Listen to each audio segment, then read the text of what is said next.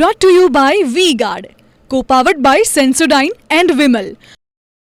બોલો ઝુબા કેસરી. નમસ્કાર, ટીવી9 સમાચાર સાથે હું છું જિજ્ઞાસા. સમાચારમાં સૌથી પહેલા વાત અમદાવાદની કરીએ કે જ્યાં વિડીયોને બદ ઇરાદાપૂર્વક એડિટ કરનાર સામે તવાઈ બોલાવવામાં આવી. અમિત શાહની સભાના વિડીયોને એડિટ કરીને વાયરલ કરનારની ધરપકડ થઈ ચૂકી છે.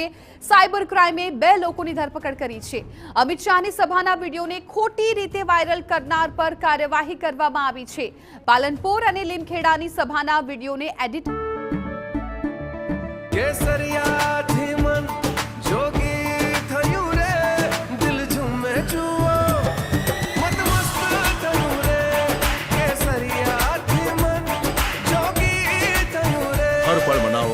केसरी त्योहार विमल बोलो जुबान केसरी કરવામાં આવ્યો હતો અને જેણે પણ આ વિડીયો એડિટ કર્યો હતો એ આરોપીની ધરપકડ કરી લેવામાં આવી છે.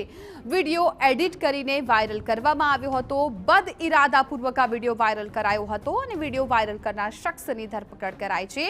હાલ 2 લોકોની ધરપકડ કરાઈ છે. અમારા સંવાદદાતા હરીન માત્રવાડિયા વધુ જાણકારી આપી રહ્યા છે. હરીન, ચૂંટણીને અનુલક્ષીને સાયબર ક્રાઇમની અલગ અલગ ટીમો છે તે સાયબર પેટ્રોલિંગ કરી રહી છે અને ખાસ કરીને તેને ધ્યાનમાં આવ્યું હતું કે કેન્દ્રીય મંત્રી અમિત શાહની જે 2 સભાઓ હતી, પાલનપુર અને લીમખેડા, બંને સભાઓના અલગ અલગ વિડીયો છે તેને એડિટ કરવામાં આવ્યા હતા અને એડિટ કરીને ત્યારબાદ તેને સોશિયલ મીડિયા ઉપર વાયરલ કરવામાં આવ્યા હતા. સાયબર ક્રાઇમની ટીમે જેને આવતા તેને ફરિયાદ નોંધી હતી ને ફરિયાદના આધારે છે 2 અલગ અલગ લોકોની છે ધરપકડ કરી છે. પોલીસની પૂછપરછમાં સામે આવ્યું છે કે તેને ઇરાદાપૂર્વક સમગ્ર વિડીયો 2 અલગ અલગ છે તેને એડિટ કર્યો હતો અને ત્યારબાદ તેને વાયરલ કર્યો હતો અને ત્યારબાદ છે આ સમગ્ર પોલીસ કાર્યવાહી છે તે કરવામાં આવી છે. જી બિલકુલ હરીને, આભાર સમગ્ર માહિતી બદલ. તો હાલ તો આ બંને આરોપીની ધરપકડ કરી લેવામાં આવી છે.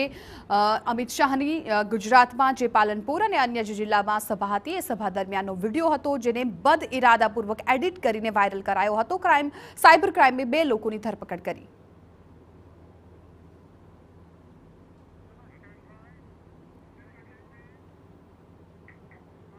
Brought to you by V-Guard, co-powered by Sensodyne and Vimal.